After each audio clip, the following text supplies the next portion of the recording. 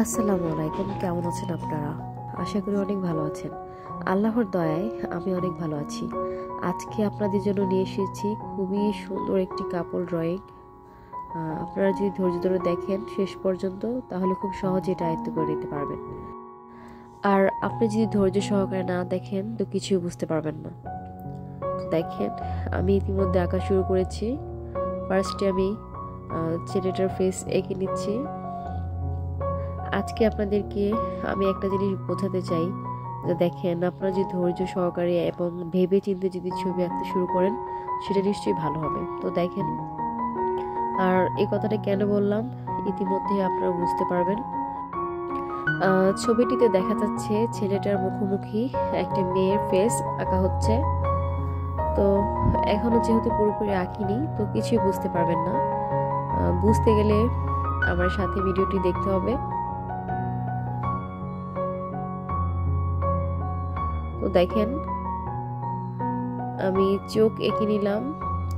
এটা যেহেতু খুবই সাধারণ একটি ছবি আঁকছি আমি, দেখা যাচ্ছে মুখের আকৃতিটা বেশি একটা বোঝাতে চাচ্ছি না আমি, শুধু এটা বোঝাতে চাই এখানে একটা ছেলে একটা মেয়ে। তো দেখি কি মনে হচ্ছে, ছবিটা কি সুন্দর হয়েছে?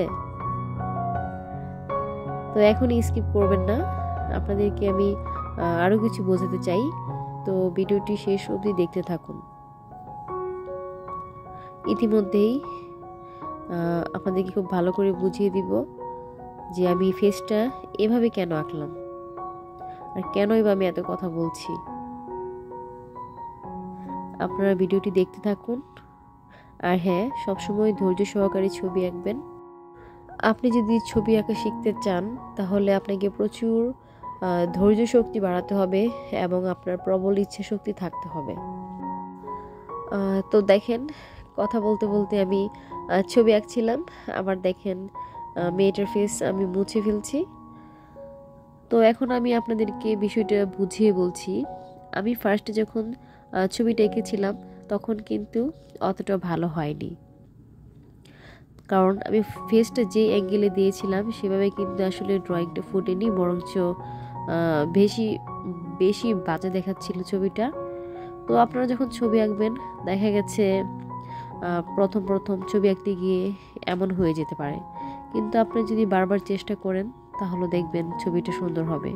তো দেখেন, আমি ফার্স্টে যখন মেয়েটাকে এঁকেছিলাম, তখন মেয়েটার ফেস কিন্তু আসলে সুন্দর আসেনি, দেখতে ভীষণ বাজে লাগছিল।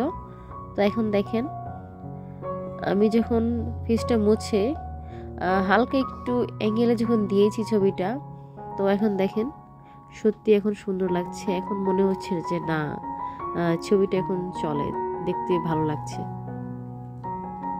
তো দেখেন, ফার্স্টে আমি মেয়েটার ফেস এঁকে তারপর শার্পনার দিয়ে মুছেছি। যাই হোক, মোছার ফলে ফেসটা কালো দেখাচ্ছে। আমি শার্পনার দিয়ে ফেসটা একটু মুছে নিব। যেহেতু ফার্স্টে ছবি এঁকে আবার এটা মোছা হয়েছে, দেখা গেছে ছবিটা এখন যতই বারবার মুছি না কেন আগের মতো শার্প হবে না। যাই হোক, আমার মনে হয় আপনারা বিষয়টা বুঝতে পেরেছেন। আর এই বিষয়টা বোঝাতে গিয়ে ভিডিওটা আমার লম্বা হয়েছে। যাই হোক, সেটা কোনো ব্যাপার না, আমি আপনাদেরকে বোঝাতে পেরেছি, এটাই হচ্ছে বড় বিষয়। তো আপনারা সবসময় ধৈর্য সহকারে ছবি আঁকবেন, প্রচুর প্রচুর ভিডিও দেখবেন। শুধু আমার চ্যানেলের ভিডিও দেখলে হবে না, এরকম ড্রয়িং চ্যানেল বহু চ্যানেল আছে, অনেক সুন্দর করে তারা ছবি আঁকেন। প্রত্যেকটা চ্যানেল ঘুরে ঘুরে আপনারা ড্রয়িং ভিডিওগুলো দেখবেন, তাহলে খুব সহজে আয়ত্ত করে নিতে পারবেন। তো দেখেন, আমি ছেলেটার প্যান্ট এঁকে নিচ্ছি। আসলে ড্রয়িং বিষয়টা খুবই খুবই সহজ একটা বিষয়। অনেকের কাছে এতটাই কঠিন মনে হয় যে তারা ছবি আঁকতে পছন্দ করলেও কিন্তু তারা ভয় পায়, আদৌ কি আমার ছবি আঁকাটা সুন্দর হবে? নিজের ছবি দেখে নিজেই ভয় পাবো না তো, নিজেই হাসবো না তো নিজের ছবি দেখে? তো আসলে এগুলো চিন্তা করলে তো আপনি কখনোই ভালো ছবি আঁকতে পারবেন না। আপনাকে সবসময় চেষ্টা করতে হবে। একটা সময় আমিও ছবি আঁকতে পারতাম না, কিন্তু আমার চেষ্টার ফলে আমি এতটুকু ইমপ্রুভ করতে পেরেছি, যতটুকু ইমপ্রুভ করলে আপনারা এই মুহূর্তে আমার ভিডিওটি দেখছেন এবং পাশাপাশি আমি আপনাদেরকে বুঝিয়ে বলতে পারছি। আর আমার ভিডিওর পাশাপাশি কথা বলার মানে এটাই যেন আপনাদেরকে খুব সহজে বোঝাতে পারি। কোনো কিছু দেখে এবং পাশাপাশি ওই বিষয়ে কিছু যদি বলে বোঝানো যায়, আসলে সেই বিষয়গুলো বুঝতে আরও বেশি সুবিধা হয়। তাই আপনাদেরকে আমি অনেক কথাই বলি, আশা করি আপনারা বিরক্ত হবেন না। আর আমার কথাগুলো যদি আপনাদের কাছে বিরক্ত মনে হয় তাহলে আর আমি কথা বলবো না। আসলে আমি আপনাদের কথা চিন্তা করেই বলি যেন আপনারা খুব সহজে বুঝতে পারেন। আরেকটা কথা, ছবি আঁকতে গেলে ভুল হবেই। আমি যখন এই ছবিটা আঁকছিলাম আমারও কিন্তু ভুল হয়েছিল। মেয়েটার পা আঁকতে গিয়ে, শুজ আঁকতে গিয়ে তখন দেখা গেছে ঠিক মতো হয়নি, দেখতে ভালো হচ্ছে না।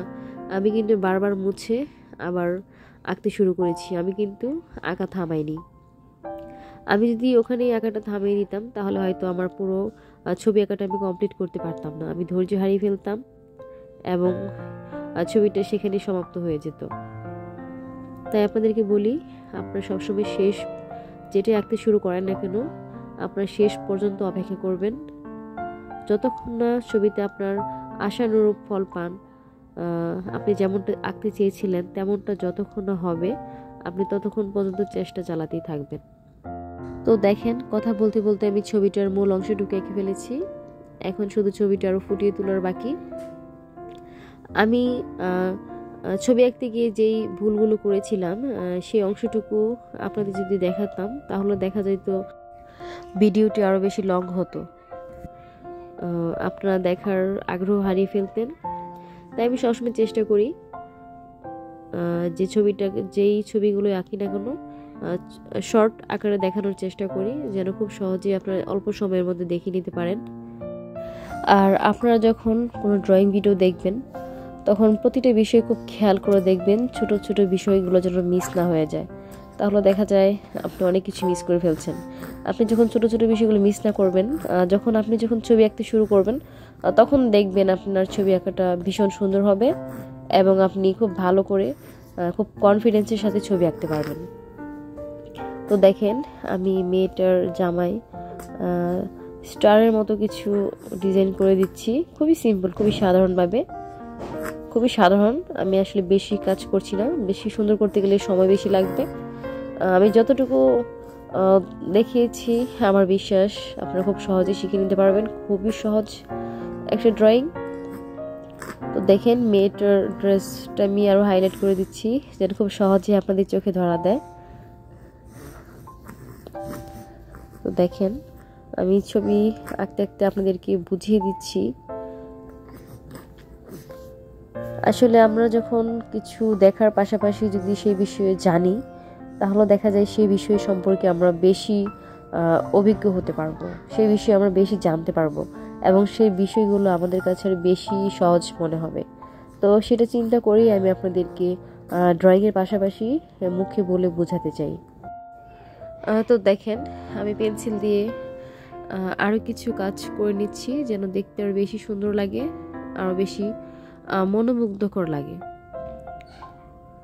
আমি ছেলের প্যান্টটাকে আরও বেশি রিয়েলিস্টিক করার জন্য ছোট ছোট শেলের মতো কিছু দাগ টেনে দিয়েছি যেন দেখতে আরও বেশি সুন্দর লাগে। সর্বশেষ আমি এটা ব্লেন্ডিং করে নিব। আর আপনাদেরকে সবসময় বলি, ব্লেন্ডিং করে নিলে ছবিতে স্মুথ একটা লুক আসে। তবে আমি সব ছবিতে আমি ব্লেন্ডিং করি না, আমি বুঝে শুনে ব্লেন্ডিং করি। আমার কাছে যখন মনে হয় যে না, এই ছবিটাতে ব্লেন্ডিং করলে ভালো লাগবে না, তখন সেই ছবিগুলো আমি স্কিপ করি ব্লেন্ডিং করা থেকে। তো দেখেন, আমি এখন ছেলেটার শুজগুলো পেন্সিল দিয়ে হালকা করে ভরাট করে নিচ্ছি যেন ছেলে মেয়ের শুজগুলো দুই রকম হয়, দেখতে যেন আর বেশি সুন্দর লাগে। আসলে ছবি আঁকার কোনো শেষ নেই। আমি যতই ছবি আঁকি না কেন, আমাকে যতই ছবি আঁকতে দেওয়া হোক না কেন, আমি কখনোই বোরিং হব না। আমার কাছে মনে হয় যে আমার যদি কোনো কাজ কখনো না থাকে, আমাকে যদি সময় দেওয়া হয় যে তোমাকে সময় দেওয়া হলো, তুমি যা খুশি তাই করতে পারবে, তাহলে আমি আসলে এই ছবি আঁকাকেই বেছে নিব। কারণ ছবি আঁকতে আমি ভীষণ ভালোবাসি। আর একটা জিনিস ভেবে আমার ভীষণ ভালো লাগে যে আমার এই ভালো লাগার জিনিসটা, বিষয়টা আমি আপনাদের সকলের কাছে শেয়ার করতে পারছি। এতে কেন জানি আমার আগ্রহ আরও বৃদ্ধি পাচ্ছে। আমার কাছে মনে হয় যে আমার অডিয়েন্সরা আমার আঁকা ছবিগুলো দেখছে, আমাকে আরও ভালো করে আঁকতে হবে। এটা ভেবেই আমার ছবি আঁকার ধরনটা আরও বেশি সুন্দর হচ্ছে। দেখেন আমি ব্লেন্ডিং করে নিচ্ছি। আজকের জন্য এটুকুই। ভালো থাকবেন, সুস্থ থাকবেন। আল্লাহ হাফেজ।